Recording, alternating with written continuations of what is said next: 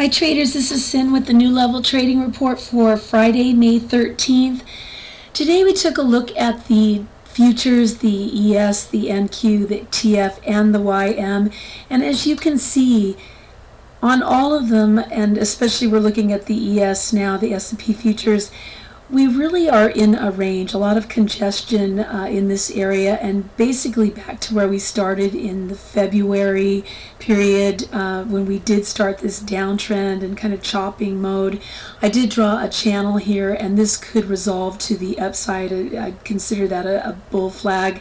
But depending on economic news throughout the rest of the month and even into the year, it's difficult to say if we'll resolve to the upside at this point. As you can see, we've gone sideways, especially through this week, and I kept this tightened version of the 5-minute S&P futures, and we're basically chopping lots of up and down movement, about the same on the Russell futures. As you can see, it looks like a little bit of a head and shoulders. Obviously we're holding the 50-period moving average, so we'll wait to see if that resolves to the downside. And again, a steep decline today in the TF futures as well. As a contrarian, we always like to look at the Dixie, which is the DX, and as you can see, we really have now broken this downtrend on the daily. As we talked about earlier in the week, we put a Fibonacci retracement into this area here. It was about a 38% retracement, and right now it looks that we might hit that point. As you can see, we have a nice bottoming tail, and we are above the 50-period moving average. So it's really, again, we use this as a contrarian. It's working very well at this point in time. Don took advantage of the volatility in the market. Again, he did trade silver futures. And as you can see, I wanted to show you quickly on the daily. We basically have made a fairly decent bottom with these nice bottoming tails. We're in this congestion area. We have a nice spinning top on decent volume. So this could, at least for now, resolve to the upside into this area. We'll have to watch and see, but Don took advantage of this and actually got this nice short today, as well as I think he had several longs in silver too.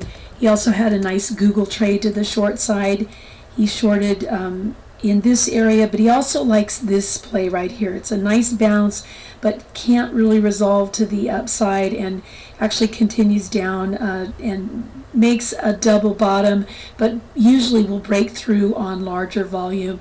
I wanted to take another quick look at the daily on Google, and as you can see, again, it looks like we're trending down, and I would say we'll at least come into this area and hit that 520 strike. Usually the larger stocks will seek out the strikes, and 520 looks to be about the right one for that. Don got a couple of really nice trades on Cena. Obviously he traded that yesterday to the downside, but he caught this to the downside with some long puts. He also had a bear call spread for a really nice gain. And again, let's take a quick look at Cena.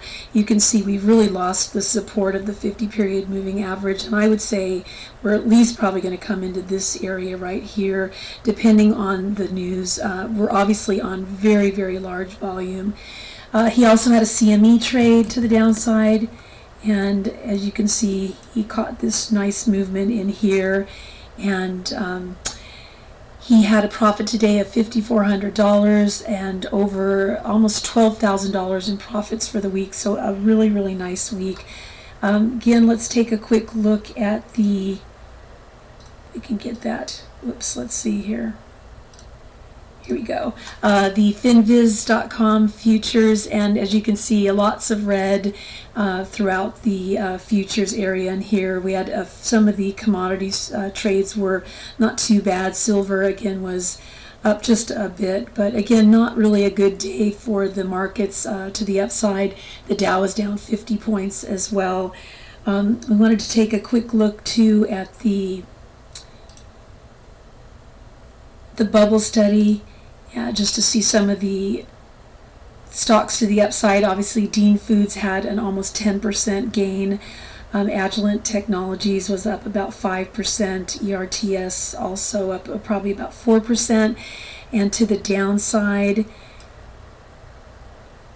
We had CA up, it was actually down almost 9%, and Yahoo also had about a 3.5% decline.